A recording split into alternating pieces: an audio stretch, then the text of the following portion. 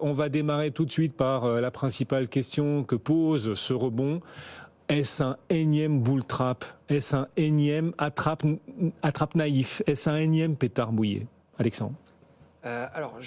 Je pense que ce n'est pas le rebond, ce n'est pas un rebond qui peut nous amener à récupérer 15% en ligne droite, parce qu'on a des conditions de taux, des conditions de volatilité, il y a peu de gros changements donc, qui ont peu évolué ces derniers jours. Le rebond s'est fait, on pourra en reparler un peu sur des questions peut-être un peu de repli de l'énergie ou autre, mais les grosses caractéristiques qui peuvent faire qu'un rebond dure plus longtemps, à savoir par exemple un ralentissement plus fort de l'inflation aux États-Unis ou des changements d'ordre géopolitique ou autre, ça on les a pas encore. Après, on peut aussi avoir une alternance de phases de rebond assez costauds, de 5, 6, 7%, et puis des corrections aussi fortes, et le tout générant un atterrissage des indices, c'est-à-dire qu'on a une phase assez musclée pendant 3 trimestres, là pour le coup de vrai bear market rally, et ensuite largement corrigé.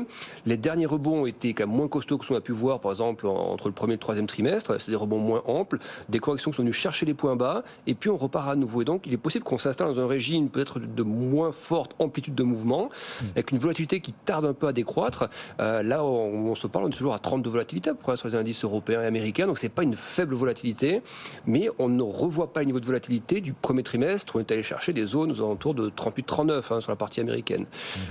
Donc plutôt encourageant ce que vous nous dites. Oui, je trouve que c'est plutôt encourageant. Et puis, dernier élément d'ordre un peu technique aussi, vous avez des gros indices européens qui ont corrigé, si on prend le DAX, 50% de tout le rallye post-Covid, par exemple. C'est des niveaux donc assez significatifs. C'est des niveaux de cotation qu'on avait déjà en 2015, par exemple. Pour des indices dividendes inclus, se paie aujourd'hui un peu moins de 12 fois les bénéfices. Ça commence à devenir un peu intéressant, malgré les vents contraires. Pareil pour le CAC, à moins de 10 fois les bénéfices.